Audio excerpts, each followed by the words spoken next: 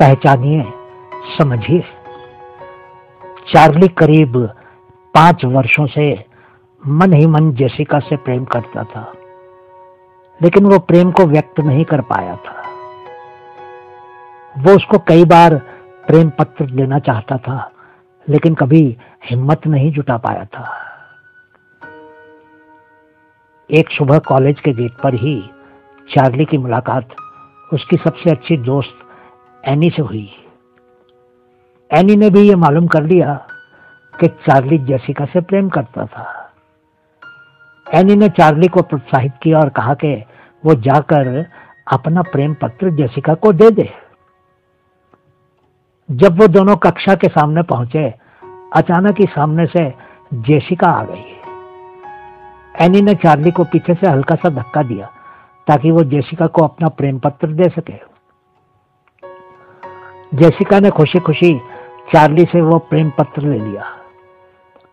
कक्षा के बाद एनी चार्ली की प्रशंसा करते हुए ताली बजाने लगी। दोनों बाहर गलियारे में आ गए। क्योंकि जेसिका ने उसके प्रेम पत्र को स्वीकार कर लिया था, चार्ली बहुत ही खुश था। एनी और चार्ली लॉकर रूम की तरफ जाने लगे, अपनी किताबें रखने और कुछ सामान लेने।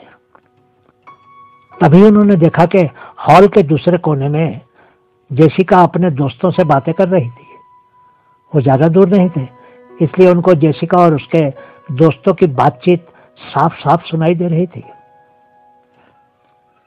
जेसिका ने अपने दोस्तों को चार्ली का प्रेम पत्र दिखाते हुए जोर से कहा, हे सहेलियों, आज मुझे एक प्रेम पत्र मिला है। लड़कियां पूछने लगती हैं कि उसको वो प्रेम पत्र किसने दिया था। जेसिका घमंड से बोलने लगी, इस बार ये प्रेम पत्र उस मूर्ख लड़के चार्ली ने दिया है। क्या तुमको यकीन होता है कि उस जैसा मूर्ख लड़का मेरे जैसी परफेक्ट लड़की के साथ डेट पर जाना चाहता है? हा हा। कभी कभी मेरी तरह लोकप्रिय और सुंदर होना भी बहुत कठिन हो जाता है। उसकी बात सुनकर अन्य लड़कियां जोर से हंसने लगी। चार्ली और एनी ने उन लड़कियों की बातचीत का एक एक शब्द सुन लिया था। एनी का चेहरा गुस्से से लाल हो गया, क्योंकि चार्ली एनी का सबसे अच्छा दोस्त था और जेसिका उसका इस तरह से अपमान कर रही थी। वो सीधी जेसिका की तरफ गई और जेसिका के कुछ जानने से पहले ही एनी ने जेसिका के मुंह पर एक मुक्का जड़ दिया। जेसिका नीचे फर्श पर गिर गई। एनी चिल्लाकर बोली, तेरी हिम्मत कैसे हुई? क्या तुम सोचती हो कि तुम चार्ली जैसे अच्छे लड़के के योग्य हो? उसने तुमको दिल दिया पूरी ईमानदारी और प्यार से, और तुमने उसको कचरे में फेंक दिया। इस तरह तुम जो ये 2 चेहरे लेकर लोगों के सामने घूमती हो, इसमें कौन सी महान बात है? तुम किसी के भी योग्य नहीं हो जेसिका। तुम्हारी जैसी झूठी लड़की से दोस्ती करने से तो अच्छा मैं किसी कुत्ते को अपना दोस्त बना लूंगी। एनी की इस तरह से चिल्लाने की आवाज सुनकर एक टीचर ने उन सभी लड़कियों को प्रिंसिपल के केबिन में बुलवा लिया। कॉलेज की छुट्टी के बाद चार्ली और एनी कॉलेज के सामने के बगीचे में एक बेंच पर बैठे थे। माफ करना चार्ली, मेरे कारण तुम समस्या में फंस गए। मैं क्या करती? मैं खुद को रोक ही नहीं सकी थी। नहीं नहीं एनी, तुमको माफी मांगने की कोई जरूरत नहीं है। वास्तव में मुझे तो तुमको धन्यवाद कहना चाहिए, क्योंकि तुम मेरे समर्थन में आगे आई थी। चार्ली मुस्कुराते हुए एनी की आंखों में देखने लगा। पहली बार एनी को चार्ली की वो मुस्कान बहुत ही आकर्षक लगी। एनी के गाल गुलाबी हो गए और फिर उसने तुरंत ही अपनी आंखें चार्ली के चेहरे से हटाकर दूसरी तरफ कर ली। लेकिन फिर भी मेरे कारण ही सब कुछ बिगड़ गया चार्ली, मैंने तुम्हारा काम बिगाड़ दिया। चार्ली ने उसको बीच में ही रोकते हुए कहा, नहीं एनी, अब जेसिका का कभी नाम भी मत लेना। अब मुझे उससे बिल्कुल भी लगाव नहीं है। अगर तुम न होती तो मुझे कभी भी जेसिका की सच्चाई मालूम नहीं होती। तुम्हारा शुक्रिया एनी, तुम मेरी सच्ची दोस्त हो। चार्ली ने एनी के हाथ अपने हाथों में ले लिए। एनी उसकी तरफ देखकर मुस्कुराने लगी और उसने प्यार से चार्ली के कंधे को थपथपा दिया। वो बोली, अब इस बात को आगे मत बढ़ाओ, मैं जानती हूँ कि मैं सबसे अच्छी हूँ। हाँ हाँ। दोनों ही हंसने लगे। तभी चार्ली और एनी को पहली बार ये एहसास हुआ कि वो अब सिर्फ अच्छे दोस्त नहीं रहे थे। दोनों की आंखों में एक दूसरे के लिए प्यार साफ साफ दिखने लगा था। मित्रों, किसी के बारे में कोई भी निर्णय लेने से पहले या कुछ करने से पहले उस व्यक्ति को अच्छे से पहचान लेना चाहिए। बाहर से सुंदर दिखने से ही किसी भी इंसान को सभ्य और अच्छा नहीं मान लेना चाहिए। बहुत बहुत शुक्रिया। मनहूस। मेरे विचार में ये एक ऐसा शब्द है जिसको सुनकर शायद जमीन और आकाश दोनों ही हिल जाते होंगे। तो फिर अगर किसी लड़की को लोगों के द्वारा मनहूस कहा जाए तो उसके माता पिता पर क्या बीतती होगी। ये कहानी एक ऐसी लड़की की है जिसने और लड़कियों की तरह ही बहुत से सपने सजाए थे। उसके भी सपने थे कि वो शादी के बाद अपने नए घर में खुश रहेगी, सबकी सेवा करेगी, उस घर को सजाएगी, हर एक के दिल में अपनी जगह इस तरह से बना लेगी जैसे मिट्टी में पानी समाकर अपनी जगह बना लेता है। लेकिन कुदरत को कुछ और ही मंजूर था। उसने जो सोचा था वो हुआ तो सही, लेकिन सिर्फ 1 महीने के लिए, क्योंकि उसकी शादी के 1 महीने के बाद ही एक रात अचानक ही उसके ससुर की मौत हो गई। उसके ससुर उसको अपनी बहू नहीं, अपनी बेटी बनाकर उस घर में लाए थे, पर अब वो जा चुके थे।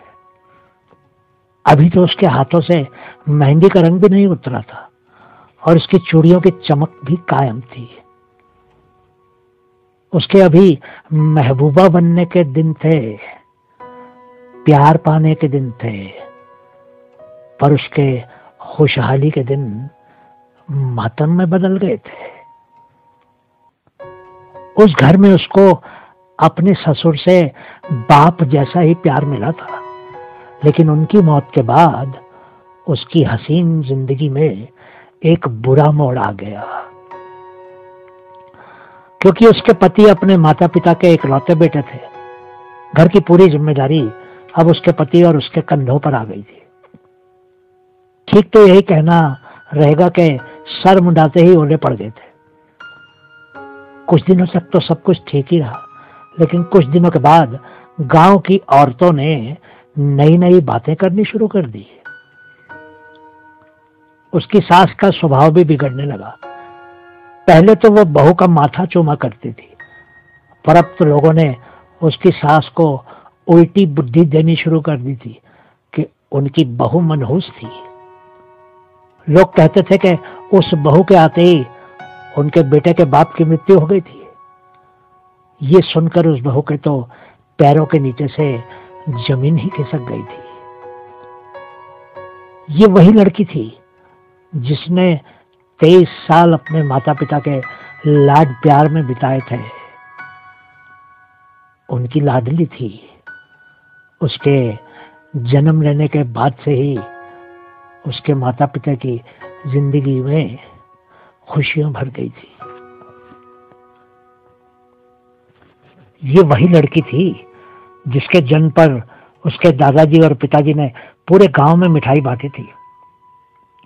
उस समय लोग कहा करते थे कि जिस घर में पहली संतान बेटी होती है उस घर में लक्ष्मी आती है और बरकत होती रहती है। फिर इस घर में वैसा क्यों नहीं हुआ था? इस प्रश्न ने उस लड़की को परेशान करना शुरू कर दिया। हालांकि उसके पति हमेशा ही उसका साथ देते थे, लेकिन उसकी सास और नंद उसको हमेशा ही मनहूस कहने लगे थे। उसका कलेजा फट जाता था कि कोई कैसे किसी की बेटी को मनहूस कह सकता था। उसके दिल में अब दिन रात प्रश्न उठते रहते थे। वो भगवान से यही पूछती थी कि क्या भगवान के द्वारा बनाई इस कायनात में कोई चीज मनहूस हो सकती थी? वो लड़की जो कभी किसी की लाडो थी, खुशनसीब थी, बरकत थी, वो मनहूस कैसे हो गई थी? कहते हैं कि जीवन और मृत्यु सब भगवान के हाथ में होता है। तो फिर वो जो कभी उस नए घर की खुशी का कारण थी, अपने ससुर की मौत का कारण कैसे बन गई थी?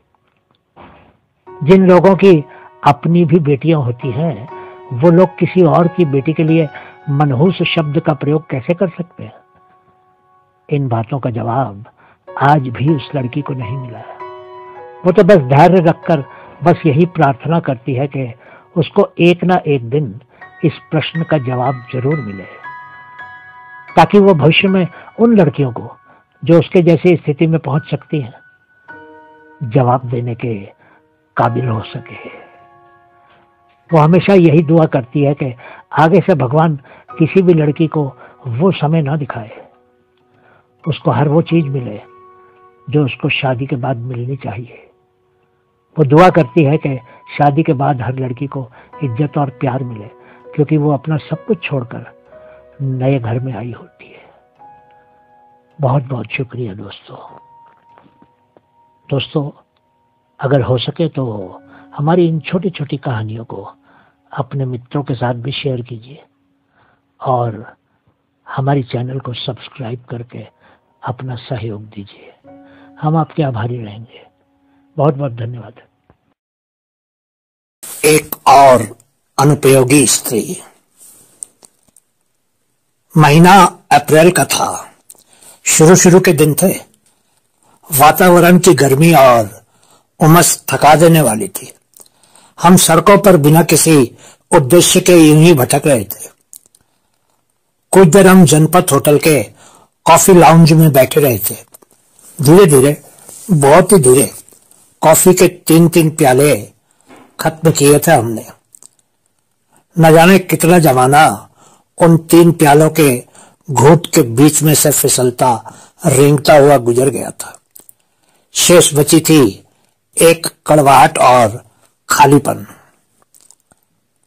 दूसरा कप ओमा यानी ओम प्रकाश ने केतली में से उंडेला था। कॉफी का थोड़ा सा खाली प्याला भरकर जब उसमें दूध डालने लगा तो मैंने कहा, नहीं, दूध नहीं, चीनी भी नहीं, काली कॉफी। रूसियों की तरह। और ओमा मुस्कुरा दिया। मुझसे प्रत्युत्तर में मुस्कुराया नहीं गया। अजीब हालत थी मन की। ओमा की जिंदगी में अपने फालतू होने का एहसास जिस वक्त बहुत तीसता था, तो मेरा मन करता था मैं कोई ऐसी नस्तक जैसी तेज बात करूं कि उसका साबुत और सामान्य खोल कट जाए। ऐसे समय उसके बाहरी साबुतपन से मुझे बड़ी कोफ्त होती थी। कुछ तो ऐसा हो जो काट दे, बेशक आध इंची उस चिकने खोल को, गिलाफ को, अंदर का गुदर कहीं से तो नजर आए। मगर जब मैं कतरन काट देती थी, कतरन भी नहीं, एक तीखी सीधी लकीर, चमकते तेज धार वाले चाकू से कटी हुई दरार, तो उसकी तिलमिलाहट देखकर मुझे अफसोस होने लगता था अपने कमीनेपन पर। क्या चाहती थी मैं? शायद कोई बहुत ही मासूम चीज, जैसे एक मोहब्बत की गर्माहट से भरा घर, उसके किसी कमरे में प्राइवेसी में अपनत्व में ओमा की छाती पर सिर रखकर बैठी हुई मैं, और किताबें और म्यूजिक, शायद कुछ और भी। जो चाहिए था उसका कुछ पता नहीं था, बस इतना पता था कि जो चाहिए वो नहीं है, और यदि वह नहीं था तो इसकी सरासर जिम्मेदारी ओमा की थी, क्योंकि सभी अहम फैसले ओमा के हाथ में ही थे। कॉफी के 3 प्याले खत्म होते होते 7:30 बज गए थे। ओमा ने घड़ी देखी। जब भी ओमा की नाक के ऐनक ऊपर माथे के बीचों बीच 3 लकीरें पड़ जाती, तब वह एक ऐसी घड़ी होती थी जिससे कोई बात वह समझ नहीं पा रहा होता था। परंतु ऐसी घड़ी कभी कभी भी आया करती थी। अक्सर हर बात हर समय उसकी समझ में पूरी तरह आ जाती थी। लगता था जैसे आसपास की हर वस्तु पर इर्द गिर्द भटक रही हवा पर भी उसकी पूरी और कड़ी पकड़ हो। माथे के बीचों बीच पड़ने वाली इन 3 लकीरों को देखकर अक्सर उस पर मुझे बेहद दया आ जाती थी। दया और लाड। मन पिघलकर बेवजह उसकी ओर बहने लगता था। क्यों, क्या सोच रहे हो? कुछ नहीं। कोई अपॉइंटमेंट तो याद नहीं आ गई है? मैं मुस्कुराई। कमबख्त औरत भी मां के पेट से एक्टिंग सीख कर आती है।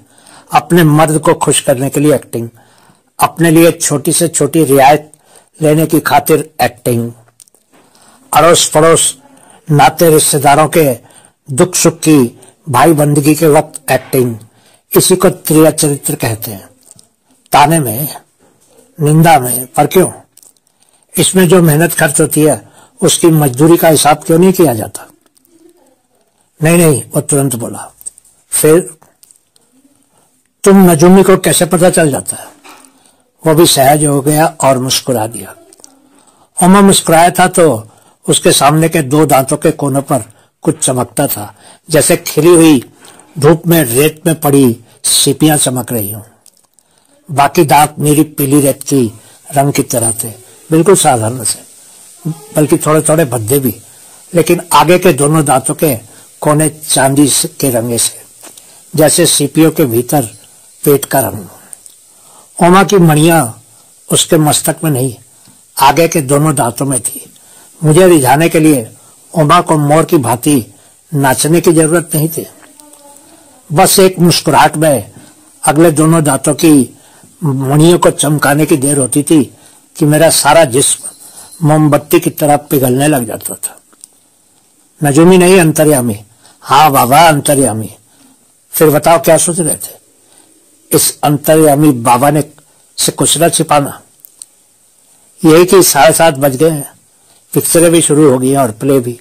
अब कहां चला जाए? एक काला बादल सुदूर आकाश पर दिखाई दिया। एक बार बिजली भी कौंधती हुई चमकी, गुस्से की, इल्जाम की, बेसहारेपन की। इस मर्द ने मेरे साथ मिलकर एक घर बनाने की बजाय मुझे जिप्सी बना दिया था, खाना बदोश। लेकिन फिर अंदर बैठी एक शाश्वत औरत ने, जो शाश्वत एक्ट्रेस भी होती है, मानो चेतावनी दी, देखना होशियार। एक मुस्कुराहट को मैंने लिपस्टिक की तरह आहिस्ता से होठों पर मला। जगह तो है, एक शहंशाह आलम, जान की खैर पाऊं तो अर्ज करूं। बोलो जी। वो हंसा। जन्नत में जाया जाए तो कैसा रहे? ठीक है, चलते हैं। करीब से गुजर रहे वेटर से उसने बिल मंगवाया, पैसे दिए। जैसा कि उसकी आदत है, बिल वापस लिया और हम उठकर बाहर आ गए। साथ ही एक सवाल भी हमारे साथ उठकर बाहर आ गया कि शेष बची शाम कहां गुजारी जाए। टैक्सी के पास रुककर उसने पूछा, राणो के घर चले? तुमने तो बताया था कि एमपी वाली कोठी छोड़ रहे हैं। हाँ, कालू विलायत प्रस्थान करने से पहले उसे एक नए मकान में शिफ्ट कर गया था। मेरे पास पता है। कालू यानी ओमा का दोस्त। वैसे नाम तो कुछ और था, जैसा कि दादियां नानियां अपनी आत्मा के कल्याण के लिए प्राय रख दिया करती हैं। सभी दोस्त उसको कालू ही कहकर पुकारते थे। ठीक है, चलो, मैंने कहा। जानती थी कि इस शाम की किस्मत में कत्ल होना ही लिखा है, फिर बहस से भी क्या फायदा। एक बड़े से बंगले के आगे टैक्सी रुक गई। कोई सरकारी बंगला ही था ये भी। गेट के अंदर घुसकर हम बंगले की बगल से होते हुए पिछवाड़े पहुंच गए। एक बेहद वीरान सा लॉन था, जिसकी घास समय से पहले ही बूढ़ी हो गई थी। लॉन के दूसरी तरफ एक कोने में एक बहुत बड़ा पेड़ था, जिसकी टहनियों में घना अंधेरा छुपकर बैठा प्रतीत होता था। बड़ा मनहूस लग रहा था वो पेड़ और उजाड़ सा लॉन। पिछाड़े के एक दरवाजे पर दस्तक दी। दरवाजा राणो ने खोला। आइए, आज कैसे रास्ता भूल गए इधर? नहीं, रास्ता तो नहीं बोले, खास तौर पर आए हैं तुम्हारा हालचाल जानने। एक छोटी सी सीढ़ी चढ़कर कमरे के अंदर जाते हुए ओमा ने कहा, पीछे पीछे मैं भी। राणो के बालों में भी बाहर लॉन में खड़े पेड़ की टहनी जैसा अंधेरा छिपा हुआ था। बेहद उदास और बदहवास सी लग रही थी वह। ये कमरा शायद उस बड़े बंगले की कोठरी रहा होगा जहां पहले लकड़ी कोयला रखा जाता होगा, या फिर खानसामे अर्थात चौका बर्तन करने वाले मुंडू की खोली। बहुत छोटा सा कमरा, एक कोने में चारपाई थी जिसने आधा कमरा घेरा हुआ था, दूसरे कोने में बिजली का छोटा सा चूल्हा रखा था। पास में ही लावारिस से ढुलके हुए 2-3 कप प्लेट है, अजीब बदहवासी में। करीबी 5-7 जैम की खाली शीशियां और कॉफी के खाली डिब्बे पड़े हुए थे, शायद उनमें नमक मिर्च मसाले भरे हुए थे। मैले ढक्कन जिनके रंगों से ही मालूम हो रहा था कि इन डिब्बों में क्या है। चूल्हा भी जब जल न रहा हो, बुझा हुआ ठंडा झोला, तो क्या बहुत अफसुर्दा नहीं लगता? फटेहाल, उदास। कमरे में अगर कोई पुराने जमाने की चीज थी तो वह थी वही रेशमी रजाई जिसका रंग अब आतिशजदा नहीं रहा था, परंतु बुझते हुए चूल्हे के अंगारों की तरह अभी भी उस रजाई में पुरानी गर्माहट और पुरानी शोखी थोड़ी बहुत बची हुई थी।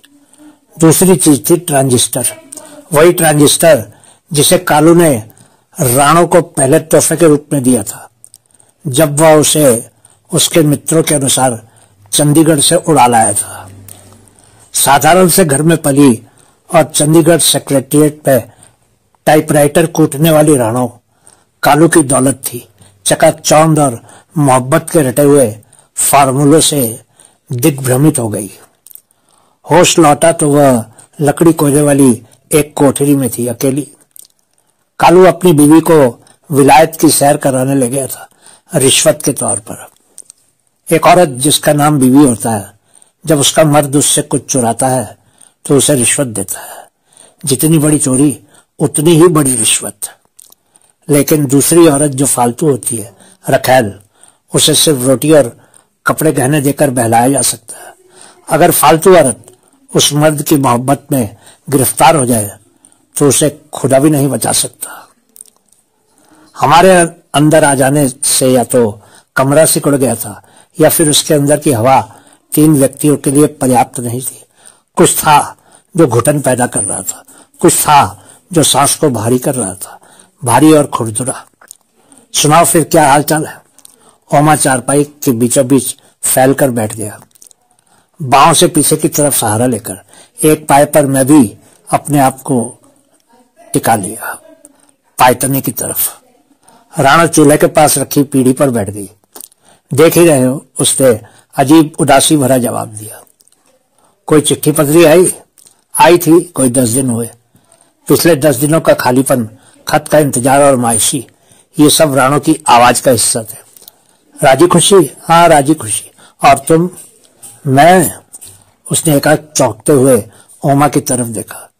तुम ठीक हो? ठीक हूं, वो जैसे कुएं में से बोली, रुआसी आवाज में। कुछ देर तक पूरे कमरे में खामोशी पसरी रही, लेकिन खामोशी जो स्याह रात में चीखते हुए सायरन की आवाज के बाद फिजा में लटक जाती है, और हर वक्त एक खतरा भी हवा में लटका रहता है उसके साथ। और कान अगली आवाज सुनने के लिए अंधेरे में एंटीना उठाकर खड़े रहते हैं, शायद फटते हुए बम की आवाज सुनने की खातिर। कालू की चिट्ठी आई थी, लिखा था, प्लेटफार्म पर जो सामान छोड़ आया हूं उसका ख्याल रखना। ओमा छोटी सी हंसी हंसा। अच्छा।